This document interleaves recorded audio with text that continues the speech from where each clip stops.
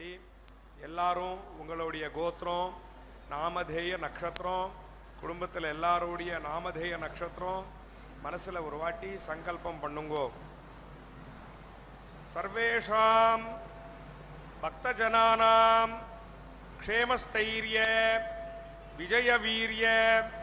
அபய ஆயுராரோக்கிய ஐஸ்வர்ய அபிவிருத்தியர்த்தம் தர்மார்த்த காம்யமோக்ஷ சதுர்வித பலபுருஷார்த்த சித்தியர்த்தம் மனோவாஞ்சதா பலசித்தியர்த்தம் ஆரோக்கிய திருடகாத்ர வஜ்ரசரீராபிவிருத்தியர்த்தம் லோகக்ஷேமாபிவிருத்தியர்த்தம் ஸ்ரீ பத்மாவதி ஸ்ரீனிவாச கிருபாகடாட்சசித்தியர்த்தம் கல்யாண மகோத்சவம் ஆச்சாரியமுகேன அத்ய கரிஷ்யே சர்வம் ஸ்ரீ வெங்கடேஷார்ப்பணமஸ்து. கோவிந்தா கோவிந்தா.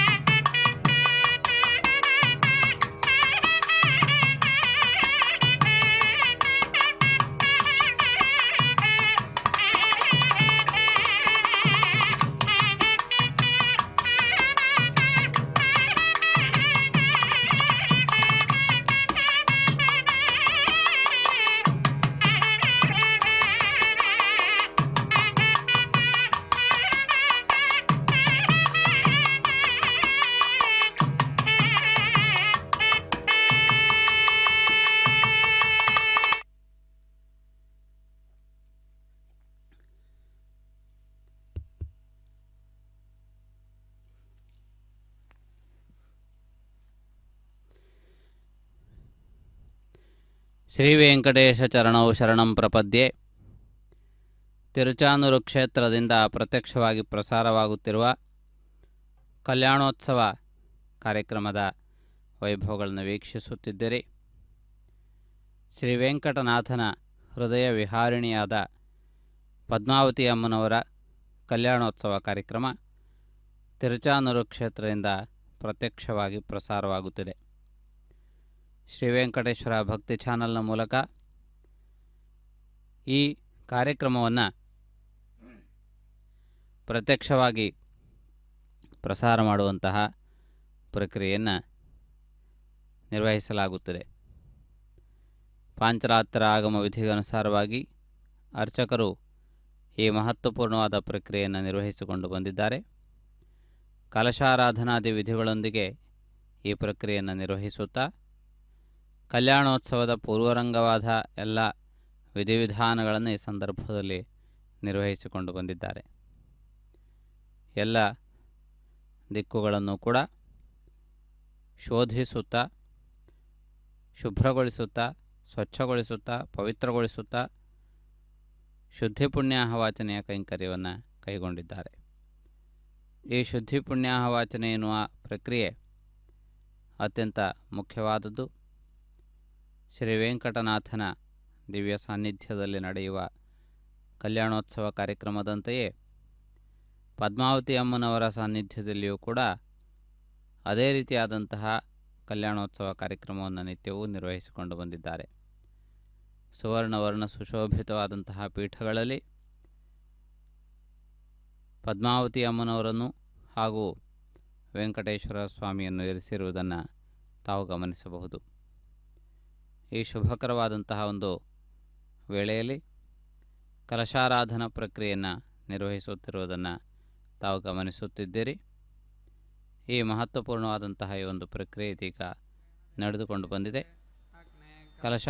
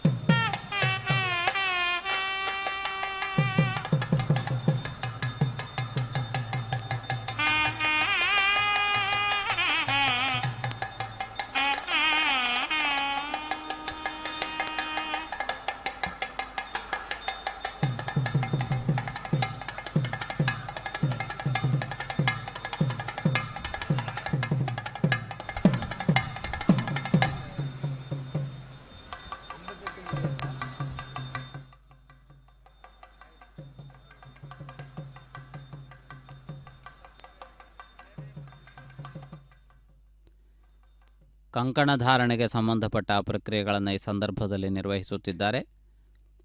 ದೋರಕಗಳು ಅಥವಾ ಸೂತ್ರ, ಕಂಕಣ ಮೊದಲಾದ ಹೆಸರುಗಳಿಂದ ಕರೆಯಲ್ಪಡುವಂತಹ ಈ ಸೂತ್ರಗಳನ್ನು ಅಭಿಮಂತ್ರಿಸಲಾಗುತ್ತದೆ. ಆದಿಶೇಷನನ್ನು ಆವಾಹನೆ ಮಾಡಿ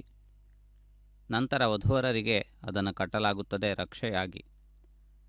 ಪರಮಾತ್ಮನಿಗೆ ರಕ್ಷಣೆಯ ಅವಶ್ಯಕತೆ ಇಲ್ಲದೇ ಇದ್ದರೂ ಕೂಡ ಭಕ್ತರು ಭಕ್ತಿ ಶ್ರದ್ಧೆಯಿಂದ ಪರಮಾತ್ಮನಿಗೆ ಇಂತಹ ಅನೇಕ ವಿಧವಾದ ಉಪಚಾರಗಳನ್ನು ನಿರ್ವಹಿಸುತ್ತಿರುತ್ತಾರೆ. ಆ ಎಲ್ಲ ಪ್ರಕ್ರಿಯೆಗಳನ್ನು ಕೂಡ ಈ ಪೂಜಾ ವಿಧಾನದಲ್ಲಿ ನಾವು ಗಮನಿಸಬಹುದಾಗಿದೆ. ವೇದಮಂತ್ರ ಪಠನ ಪೂರ್ವಕವಾಗಿ ನಡೆಯುತ್ತಿರುವ ಈ ಪ್ರಕ್ರಿಯೆಯನ್ನು ತಾವಿದೀಗ ವೀಕ್ಷಿಸುತ್ತಿದ್ದೀರಿ. ಕಲ್ಯಾಣೋತ್ಸವದ ಸಂದರ್ಭದಲ್ಲಿ ಆ ಪದ್ಮಾವತಿ ಅಮ್ಮನವರಿಗೆ ಮಂತ್ರಪಠನಾದಿಗಳೊಂದಿಗೆ ಈ ಪ್ರಕ್ರಿಯೆಯನ್ನು ಮುಂದುವರಿಸಿಕೊಂಡು ಹೋಗುತ್ತಿದ್ದಾರೆ.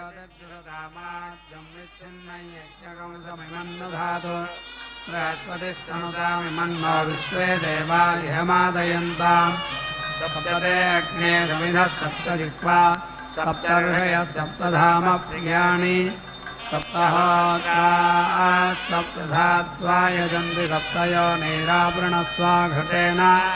पुनरोर्जानिवर्तस्व पुनरग्नयिषायुषा पुनर्नः पाहि विश्वतः सहरय्यानि वर्तस्वा केन्वस्वधारया विश्वप्स्मिया विश्वदस्वरी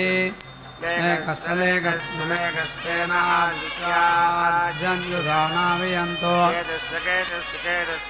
आदित्याजन्युषाणावियन्तु विवस्वागम् अदितिर्देवज्योतिस्तेन आदित्याजन्युषाणावियन्तु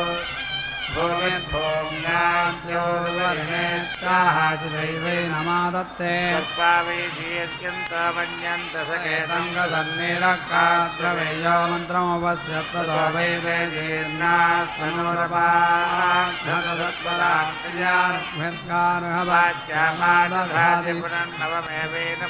कृत्वा धत्तेतो भूतमेव पृथिवी मन्नाद्यन्नोपानमत्सहितं मन्त्रमवश्यते र्गार्हपत्यमादधात्यन्नाद्यस्यावरुध्याधो अस्यामेवैनं प्रतिष्ठितमाधत्ते यद्वा परोपवेत्याह पन्हुत एवास्मै तत्पुनर्कोद्दीपयामसीत्याह समिन्ध एवैनं यत्ते मन्युपरोक्तस्येत्याह देवताभिरेवैनकं संभरति विवा एतस्य यज्ञश्चिद्यते यो वासयते बृहस्पतिवत्यर्चोपतिष्ठते ब्रह्म वै देवानां बृहस्पतिर्ब्रह्मणैव यज्ञगो सन्दधाति विच्छिन्नै यज्ञगमसमिमं दधात्याह सन्दत्यै विश्वे देवा इहमादयन्तामित्याह सन्दत्यैव यज्ञं देवेभ्यो नु दिशति सप्तते अग्ने समिधः सप्तजिह्वा इत्याह सप्त सप्त वै सप्तधाग्ने प्रियास्तनवस्ता एवावरुन्धे पुनरोज्जा सहरय्येत्यभितः पुरोडा समाहुति जुहोति यजमानमेवोज्जा च रय्या च भयतः परिगृह्णात् ित्या वा अस्माल्लोकादमुल्लोकमायन्ते मुष्मिल्लोके व्यदृश्यन्त इमल्लोकम् पुनरभ्यवेत्याग्निमादायितान् होमानुजहवस्तात्मवन्ते सुवर्गम् परागीनम् पुनराधेयादग्निमादधीत स एतान् होमान्युयाज्ञामेवादित्यारद्धिमात्मवन्तामेवर्ध्नाति उपप्रयन्तार्घ्वरं मन्त्रं वोचे वाग्नये आदे अस्मे च सन्मते अस्य प्रस्तामनस्युदगं शुक्रन्दुदक्रे अक्रयः पयसहस्रसामृषिम् अग्निर्मोर्धादिवक्रगत्पतिपृथिव्या अयम् उपागौरेताकं विचिन्वति अयमिह प्रथमोधायुधातृभिर्होतायुधिष्ठोध्वरेष्वेद्यः यमप्नवानो भृगभो विरुधुचुर्वनेषु चित्रं विभुवं विशे विशे उभावामिन्द्राग्नि आहुवध्या उभाराधसहमादयध्यै उभादासारा विशाखोदकेनामुभावाचस्य सातजे हुवेवाम् अयन्ते यो निरृत्यो यतो जातो अरोचुथाः तञ्जानन्नग्नारोहाधानो वर्धयारयेम् अग्न आयोगं शिभवस आसुवोर्जमिषञ्चनः आरे बाधस्वदुच्छुनाम् अग्ने पवस्वस्वप अस्मे वर्चस्व वीर्यम् तदपोषकं रयिं मये अग्ने पावकरोचसा मन्द्रया देव जिह्वया आदेवान् वक्षियक्षि च तनः पावकति दिवोऽग्ने देवागं जिहावः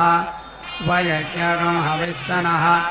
अग्निशुचिव्रततमश्चुचिर्विप्रः शुचिः कविः शुचिरोचत आहुतः उदग्ने सुजयस्तव शुक्रा भ्राजन्तैरते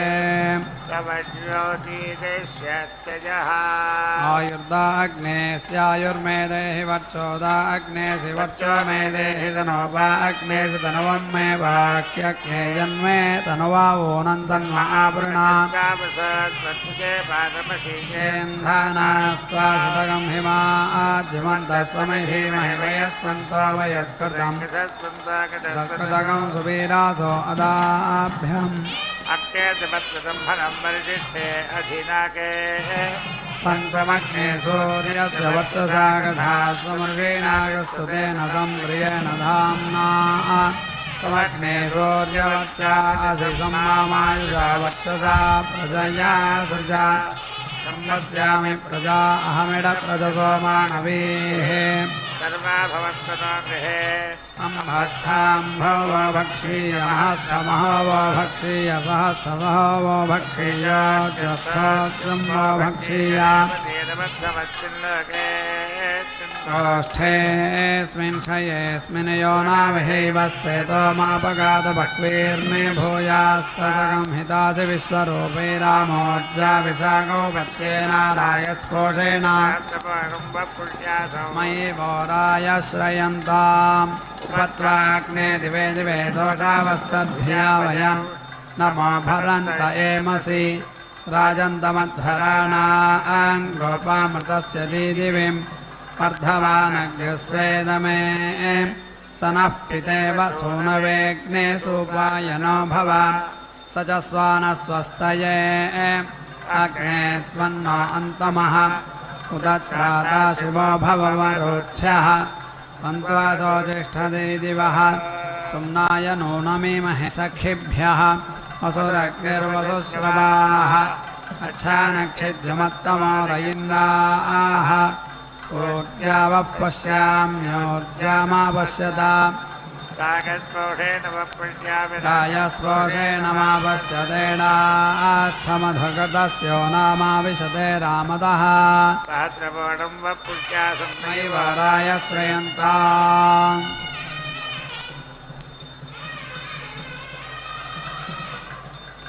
सोपानग्रस्वरणं गृणहि ब्रह्मणस्पदे कक्षेवन्तयौषिजं कदाचनस्तरीरसिनेन्द्रदश्च सिदाशुषे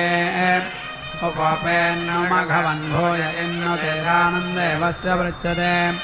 परित्वाग्ने पुरं वयं विप्रकोशाश्च धीमहि तद्वर्णं दिवे दिवे भेत्तारं भङ्गुरावतः ने गृहपतेषु गृहपतिरहं त्वया गृहपतिना भूयासकं सुगृहपतिर्मया त्वं शतकं हिमास्तामासि शमाशासे तन्तवेच्चोतिष्मतीन्तामासि शमाशासे मुष्मै ज्योतिष्मतीम् अयज्ञो वा एषयो सामोपक्षयन्तोऽध्वरमित्याह प्रजा वै पशवमुपैमल्लोकं प्रजामेव पशोनिमल्लोकमुपैत्यस्य प्रत्नामनुज्जुटमित्याह सुवर्गमेव लोककं समारोहत्यग्निर्मोद्धादिवक्रकृदित्याह मोद्धानमेवैनकं समानानां करोत्यसो देवलोकादेव प्रथमोधायि धातृभिरित्याह मुख्यमेवेनङ्गरात्रिभावामिन्द्राग्ने आहुवध्यायित्याहो जो बलमेवावरुन्धे यन्ते यो निरृत्प्रिय इत्याह असोनेवावरुन्धे षड्भिरुपतिष्ठते षड्वा ऋतवरतुष्वेव प्रतिष्ठते द्वादशसम्पद्यन्ते द्वादशमासाः संवत्सरः संवत्सर एव प्रतिष्ठते यथा वै पुरुषो स्वगोर्चीर्यत्येवमग्निराहितो जीर्यते अग्निभावमानेभिरुपतिष्ठते पुनर्नवमेवैनमचरं करोत्यस पुनात्येवोपतिष्ठते दम एवाश्रीषौ उपतिष्ठते याश्रीवाश्रीषोपतिष्ठते यथा पापीयान् श्रेयसा हृत्यनमस्यति तादृगेव तदा युद्धाग्नेश्चायुर्मे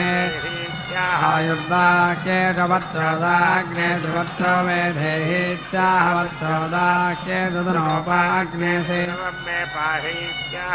उपाख्येषोऽग्नेयन्मे तनुवावो नन्दन्महावृणेत्याह यन्मे प्रजायै पशूनाम् तन्महापूरयेति भावै तदाह चित्रावसा स्वष्टते बालमधीयेत्याह रात्रिर्वै ब्राह्मणा अभैषव्यष्टिमेवावरुन्ध इन्धानास्ता सुतकं हिमा इत्याह आयुष्येवेन्द्रिये प्रतिष्ठत्येषा वै सूक्ष्मे कर्णकावत्येतया स्म वै देवासुराणागं तदर्हागस्त्रिगं हन्ते वज्रमेवैदच्छदग्ने यजमानो भ्रातृविजाय प्रहरति स्मृत्या असम्भट्कारकं सन्तुमग्ने सूर्यस्य वर्चसा कथा इत्याहैतत्वमसीदमहं भूयासमिति भावै तदाह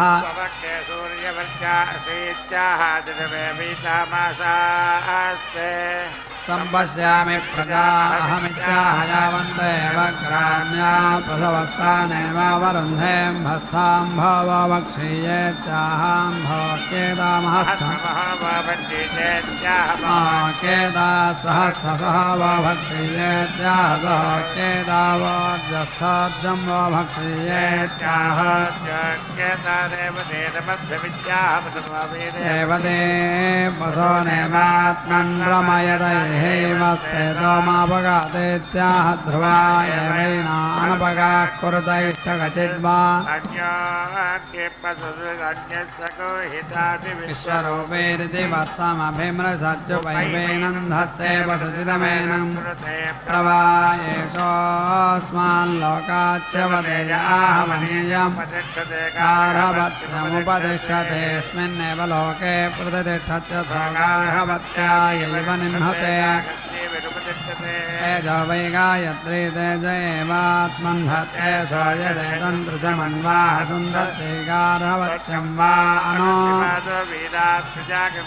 एवं विद्वान् विपदाभिर्गार्हवत्यमुपतिष्ठत आस्य वीरोजायत वोर्जावपश्याम्योर्जामापश्यतेत्याहासुरमे वै तामासा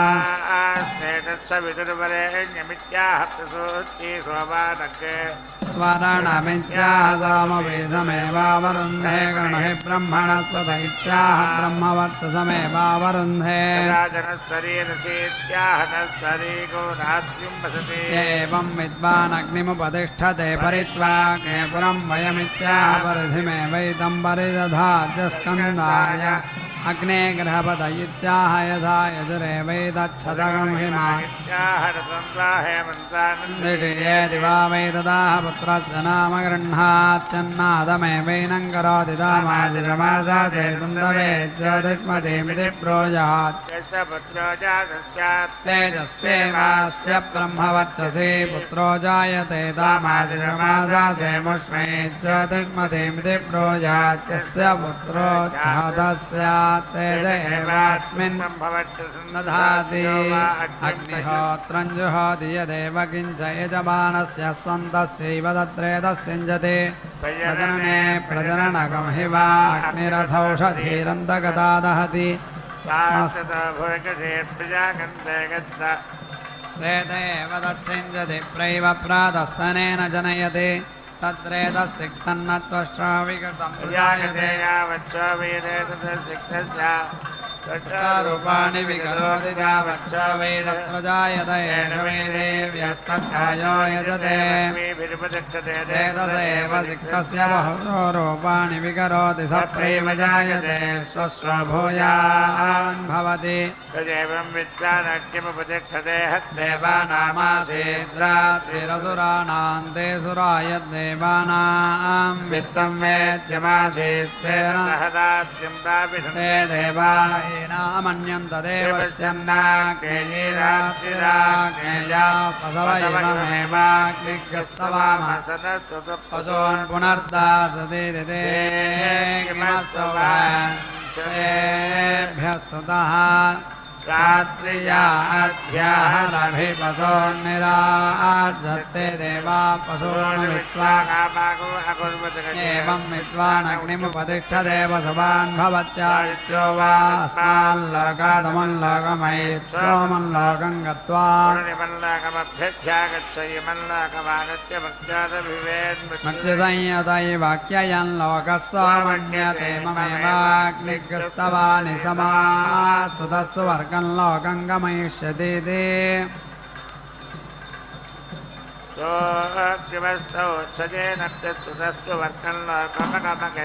एवं विद्वानग्निमुपतिष्ठते स्वर्गमेव लोकमेति सर्वमायुरेत्यभिवा एषोऽग्नि आरोहति येनामुपतिष्ठते यथा खलु वै श्रेयानभ्यारूढः तथा करोति नक्तमुपतिष्ठते न प्रातस्वगं हि नक्तं व्रतानि सज्जन्ते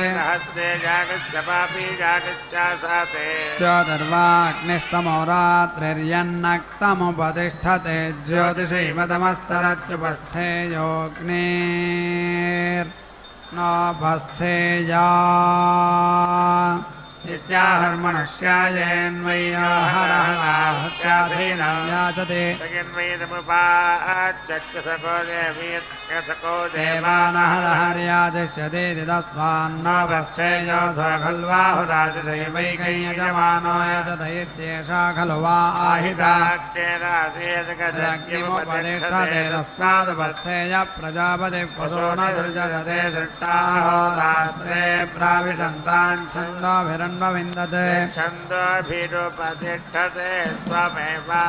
तदन्विच्छति न तत्र जाम्यस्तीत्याहुर्यो हरहरुपतिष्ठत इति यो वा अग्निं प्रत्यङ्गपतिष्ठते प्रत्येन मोषधियः पराङ् विश्वं प्रजया पशुभिरेति गवादर्यङ्गिमोपतिष्ठेत स्वं प्रजया पशुभिरेति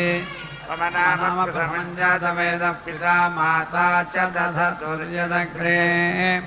तत्त्वं विवेहि पुनरामदेतस्तवाहन्नाम विभरान्यग्ने जातवेदो वाससीमा ये जनावः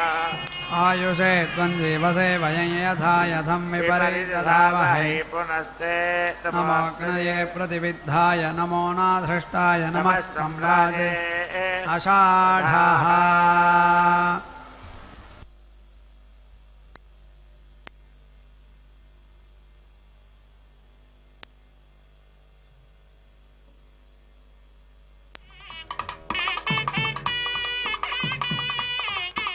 ಈಗ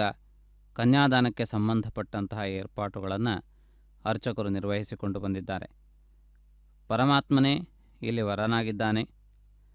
ಪರಮಾತ್ಮನು ಸಕಲ ಲೋಕ ಕಲ್ಯಾಣಕ್ಕಾಗಿ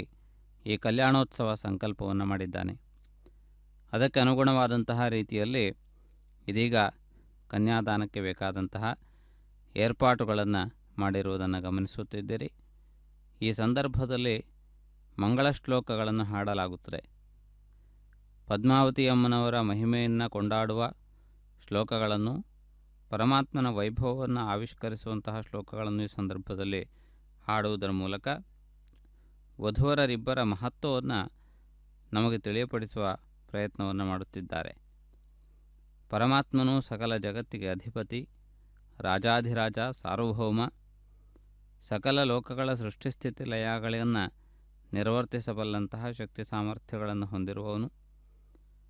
ಪದ್ಮಾವತಿ ದೇವಿಯು ಪ್ರಕೃತಿ ಸ್ವರೂಪಿಣಿ, ಪರಮಾತ್ಮನ ಅಜ್ಞಾನುಧಾರಿಣಿ. ಆ ದೇವಿಯ ಅನುಗ್ರಹದಂತೆ ಭಕ್ತರು ಶುಭಾಶುಭ ಫಲಗಳನ್ನು ಪಡೆಯುತ್ತಿರುತ್ತಾರೆ. ಅಂತಹ ಒಂದು ವೈಭವವನ್ನು ತಿಳಿಯಪಡಿಸುವಂತಹ ರೀತಿಯಲ್ಲಿ ಆ ಮಹಾಲಕ್ಷ್ಮಿಯ ದಿವ್ಯವಾದಂತಹ ವೈಭವವನ್ನು ತಿಳಿಯಪಡಿಸುತ್ತಿದ್ದಾರೆ. ಇದೀಗ ತಾವು ವೀಕ್ಷಿಸುವಂತೆ ಕನ್ಯಾದಾನಕ್ಕೆ ಸಂಬಂಧಪಟ್ಟಂತಹ ಪ್ರಕ್ರಿಯೆಯನ್ನು ನಿರ್ವಹಿಸುವುದನ್ನು ತಾವು ಗಮನಿಸುತ್ತಿದ್ದೀರಿ. ಕ್ಷೀರಧಾರೆಯಿಂದ ಈ ಕನ್ಯಾದಾನ ಪ್ರಕ್ರಿಯೆಯನ್ನು ಪೂರ್ತಿಗೊಳಿಸುತ್ತಾರೆ. ಈ ವಿಶಿಷ್ಟವಾದಂತಹ ಒಂದು ಕಾರ್ಯಕ್ರಮದ ನಂತರ ಮುಂದಿನ ಮಾಂಗಲ್ಯ ಧಾರಣೆಯವರೆಗಿನ ಪ್ರಕ್ರಿಯೆಗಳು ಒಂದೊಂದಾಗಿ ನಡೆಯುತ್ತವೆ. ಅಗ್ನಿ ಪ್ರತಿಷ್ಠಾಪನಾದಿ ಪ್ರಕ್ರಿಯೆಗಳನ್ನು ನಿರ್ವಹಿಸುವುದನ್ನು ಕೂಡ ತಾವು ಗಮನಿಸಬಹುದು. ಈ ಅಗ್ನಿ ಪ್ರತಿಷ್ಠಾಪನೆಗೆ ಬೇಕಾದಂತಹ ಪ್ರಾಥಮಿಕವಾದಂತಹ ಸಿದ್ಧತೆಗಳನ್ನು ಅರ್ಚಕರು ಮಾಡಿಕೊಂಡಿದ್ದಾರೆ.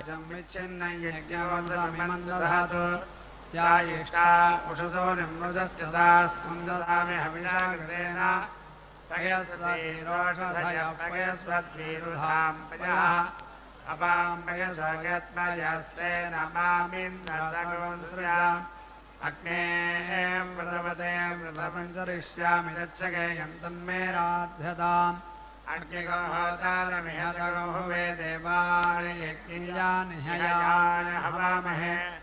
आयन्तु देवाः सुमनस्य मानां यन्तु देवाः हविषो मे अस्य कस्त्वायुनक्तिसत्त्वायुनक्त्वयानि घर्मे कपालान्युपचिन्वन्ति वेधसः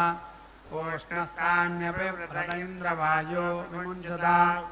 अभिन्नो घर्मो जीरदानर्यतात्तस्तदगन् पुनः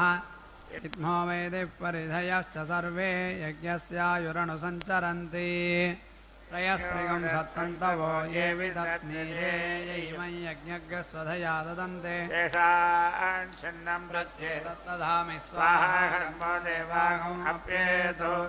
वैश्वानरो नवोत्या प्रयातु परावतः अग्निरुक्षेण वाहसा तावानं वैश्वानरमृतस्य ज्योतिषस्पतिम् अजस्रं घर्ममीमहे वैश्वानरस्य दशंसनाभ्यो बृहदरिनादेकस्वपस्य या कविः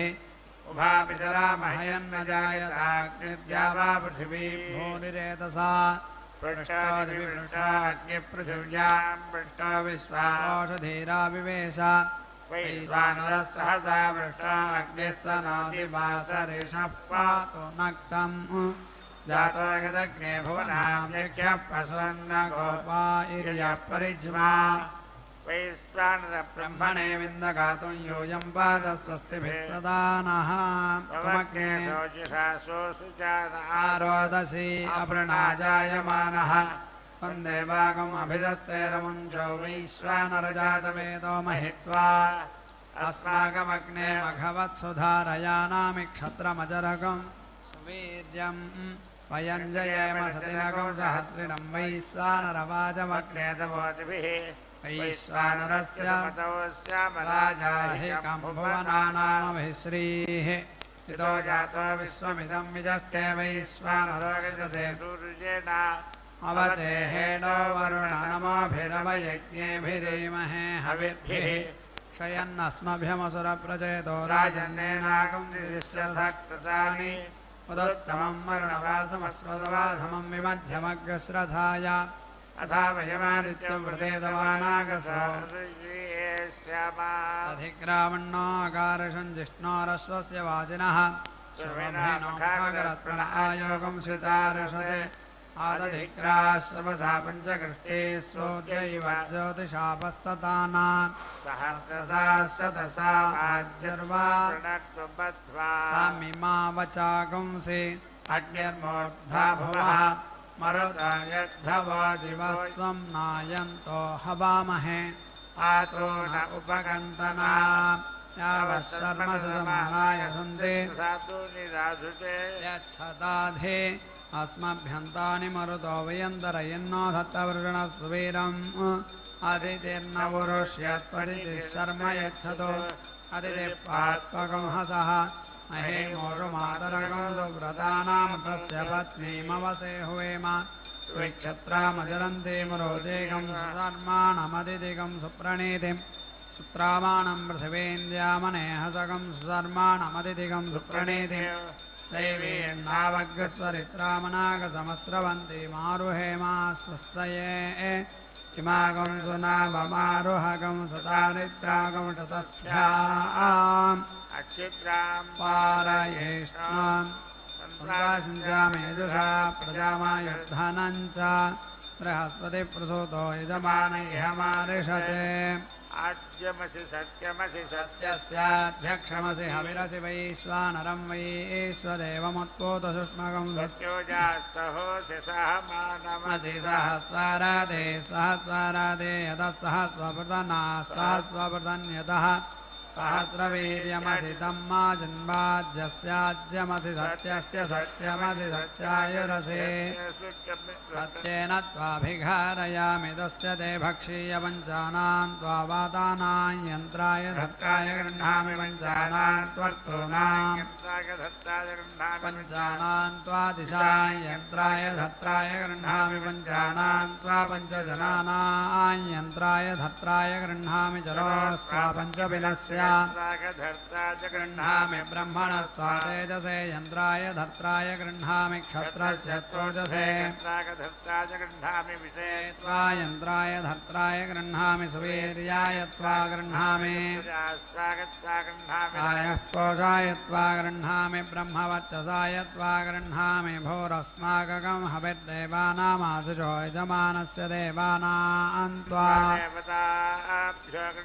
कामाय त्वा गृह्णामि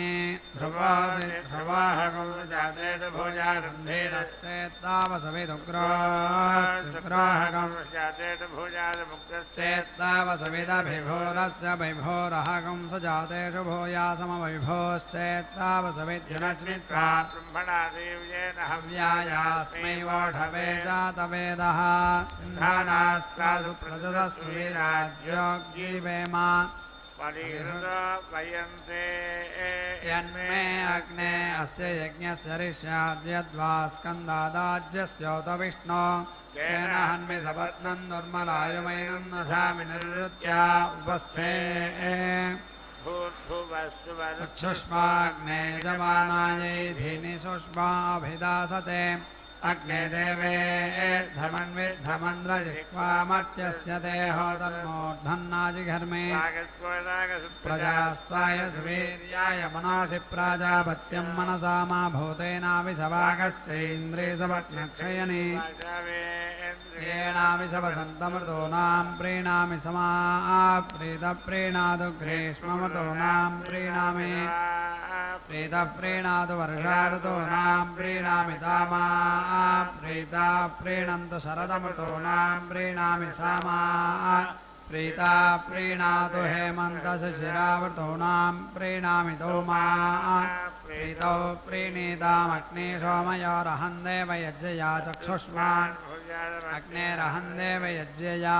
अन्नादो भूयासंरब्धिरस्य दभ्यो भूयासममुन्दभेयमग्ने सोमयोरहं देवयज्ञया रुद्रः भूयासमिन्द्राग्नियोरहं देवयज्ञयेन्द्रिया इन्द्रस्याहं देवयज्ञयेन्द्रिया विभूयासं महेन्द्रस्याहं देवयज्ञया देवानं महिमानं गमेयमग्ने स्वेष्टकृतोऽहम् आयुष्मान यज्ञेन प्रतिष्ठां गमेयम् अग्निर्माधुरिष्टात् पातु सविता घसकं साध्यो मे ते दूरे रातीयति सुरोपवर्षवर्णये हिमान् भद्रान् दुर्यागम् अभ्ये हिमामनोरथाज्य शीर्षाणि मृद्भ्रमिडये किरितये रन्तिरसि रमतिरसि सोनर्यसि जुष्टे जुष्टिन्ते सीयोपहूतौ बहवन्ते सीय अस्य यज्ञस्य भूयाद रेडता मनसा तच्छकेयम् यज्ञो दिवगं रोहतु यज्ञो दिवं गच्छतु यो देवयानः पन्थास्तेन यज्ञो देवागम् अप्ये तस्मास्मिन्द्र इन्द्रियं दधात् तस्मान् रायवुत यज्ञाः सजन्ताम् प्रिया सुप्रदोर्तिर्मघो ने जुष्टिरसि जुषस्व नो जुष्टानोऽसि जुष्टिं ते गमेयम् समाज्यमिच्छिन्नं यज्ञगं समिमं दधातु प्रयस्पतिस्तनुतां मन्नो विश्वे देवा इहमादयन्ताम् प्रार्थपिन्वस्वदतो मे माक्षाये प्रजापतेर्भागस्योर्जस्वान् पयस्वान् प्राणापानो मे पाहि वाक्युदानं व्यानो मे वाक्यक्षितोऽस्य क्षिते त्वामामे क्षेष्ठा अमुत्रामुस्मिन् लोके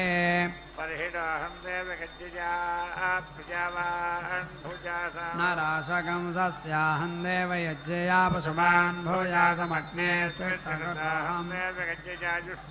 यज्ञेन प्रतिष्ठां गमेयमग्नेरहमुज्जिति मनोज्येषमस्याहमुज्जिति मनोज्येषमग्नेरहमुज्जिते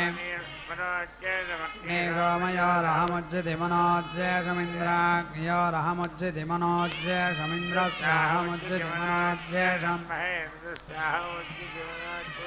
अग्ने स्विष्टकृतोऽहमुज्जिति मनोज्येषं वाजस्य माप्लवेनोग्राभेणोदग्रभेद दासपत्नाकम् इन्द्रो मे निग्राभेणाधरागमकः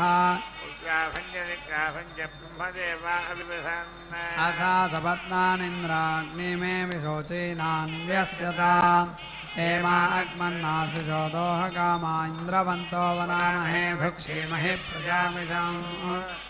रोहितेन त्वाग्निर्देवताङ्गमयतु हरिभ्यां त्वेन्द्रो देवताङ्गमयत्वेदसेन त्वा सूर्यो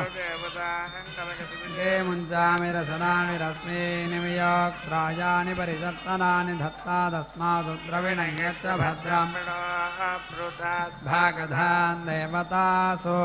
विष्णोऽस्मयोरहं देवयज्ञया यज्ञेन प्रतिष्ठाङ्गमेयकं सोमस्याहं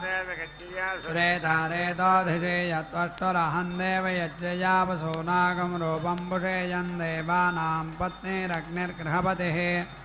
यज्ञस्य मिथुनन्तयोरहं देवयज्ञया मिथुनेन प्रभूयासं वेदोऽसि वित्तिरसि विधेयकर्मादिकरुणमसि क्रियासकं सनिरसि सनितासि वेदो ददातु वाचिनम् आप्यायितान् ध्रुवाघृतेन यज्ञं प्रतिदेवयद्भ्यः सूर्यावोढोदित्या वस्थवरुधारा पृथिवी यज्ञे अस्मिन् प्रजापतेर्विभान्नामलोकस्तस्मिन् दधामि स यजमानेन सदसि सन्मे भूयात् सर्वमसि सर्वं मे भूयाः अक्षितमसि मामे श्रेष्ठा प्राच्यान् दिशि देवार्त्रिजो मार्जयन्ताम् दक्षिणायान् दिशिवासा पितरमार्जयन्ताम् प्रतीच्यान् दिशि गृहापसवो मार्जयन्तामुदीच्यान् दिश्याप ओषधयो वनस्पतयो मार्जयन्तामूर्ध्वायाम् संवत्सरो यज्ञपधर्मार्जयन्तां विष्णोक्रमास्त्रभिमातिहा गायत्रेण छन्दसा पृथिवीमनविक्रमेण भक्तस्तयन् विष्णो विष्णो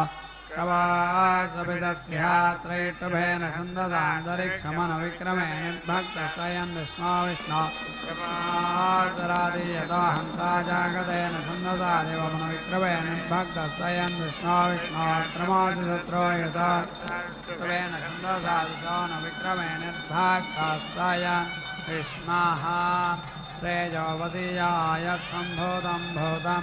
चित्रकेतुप्रभानाभान् सम्भान् ज्योतिष्मागस्तेजस्वानाथभक्यस्तपन्नभितपन्ने रोचनो रोचमानः शोभनः शोभमान कल्याणः